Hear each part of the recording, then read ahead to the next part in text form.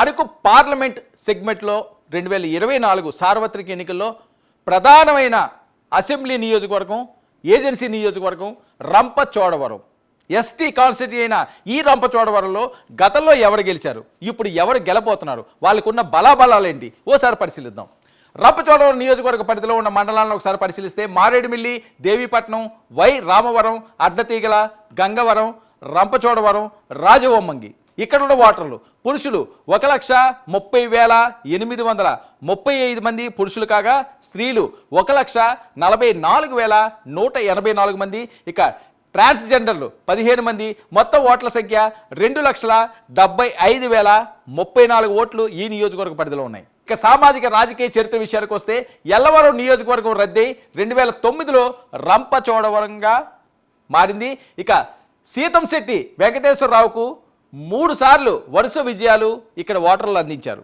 ఇక తెలుగుదేశం 6 సార్లు, కాంగ్రెస్ 5 సార్లు ఇక్కడ గెలుపొందింది. గత 2 ఎన్నికల్లో వైసీపీ నుంచి 2 మహిళలు ఇక్కడి నుంచి విజయం సాధించారు.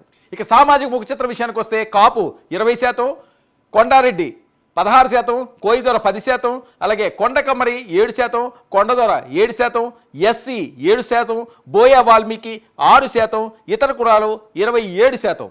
ఇక 2014 ఎన్నికల ముఖ చిత్రాన్ని పరిశీలిద్దాం. 2014లో వంతల రాజేశ్వరి వైఎస్ఆర్సీపీ తరపున ఇక్కడ పోటీ చేసి విజయాన్ని సాధించారు.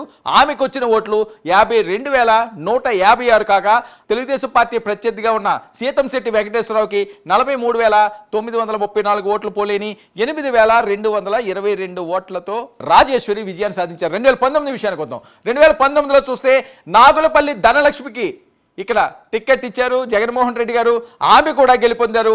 ఆమెకు వచ్చిన ఓట్లు 98,318 కాగా ప్రత్యర్థి వంతల రాజేశ్వరి తెలుగుదేశం పార్టీ 59,212 ఓట్లు. వైఎస్ఆర్సీపీ నుంచి గెలిచిన వంతల రాజేశ్వరి తెలుగుదేశం పార్టీ నుంచి పోటీ చేశారు. అయితే ఆమె ఓటమి పాలయ్యారు. ఇక ధనలక్ష్మి మెజారిటీ 39,106. ఇక చాలా ప్రతిష్టాత్మకంగా జరుగుతున్న 2024 సార్వత్రిక ఎన్నికల్లో మరి రంపచోడ నియోజకవర్గం నుంచి ఏ అభ్యర్థులు బరిలో ఉన్నారు? ఈసారి కూడా ఇక్కడ 2 పార్టీల నుంచి కూడా మహిళా అభ్యర్థులే బరిలో ఉన్నారు. వాళ్ళెవరు?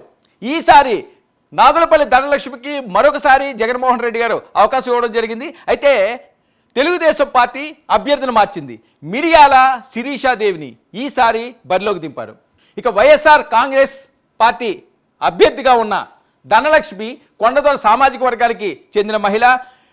బిఎడ్ చదివి టీచర్గా ఉద్యోగం కూడా చేసేవారు. 2019లో వైఎస్ఆర్ కాంగ్రెస్ అభ్యర్థిగా పోటీ చేసి గెలుపొందిన హిస్టరీ ఉంది. ఇక వైసీపీలో గెలిచి టీడీపీలోకి వెళ్ళిన వంతల రాజేశ్వరి మీద 40,000 ఆధిక్యం సాధించడమే కాకుండా 2వ విడత మళ్ళీ బరిలో నిలిచారు. ఇక తెలుగుదేశం అభ్యర్థి ముఖ చిత్రాన్ని పరిశీలిస్తే మిరియాల శిరీషాదేవికి ఇవి మొదటి ఎన్నికలు. కోయ సామాజిక వర్గానికి చెందినవారు.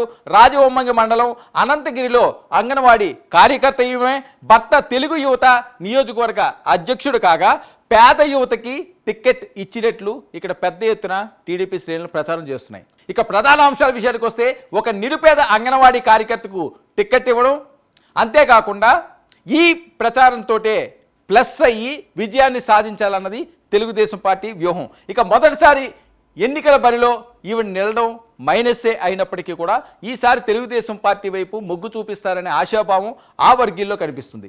ఇక ప్రధాన అంశాల విషయానికి వస్తే 2019లో 40,000 మెజారిటీతో గెలిచి ఉండడం వైసీపీ అభ్యర్థికి ప్లస్ పాయింట్ కాగా ప్రత్యర్థి తాను పేద యువతనని చేసే ప్రచారం మైనస్ కావచ్చు అన్నది ఇక్కడ ఎక్కువగా వినిపిస్తున్న వాయిస్. మరి చూద్దాం ఏ మహిళకి ఇక్కడ పట్టం కట్టనున్నారు. పేద మహిళక లేకపోతే గతంలో ఎమ్మెల్యేగా గెలిచిన ఆవిడికే మరొకసారి అవకాశం ఇస్తారా అన్నది రంపచోడవరం నియోజకవర్గ ప్రజల నిర్ణయం అన్నది చాలా కీలకంగా ఇంట్రెస్టింగ్గా ఇక్కడ మారుతున్న అంశం.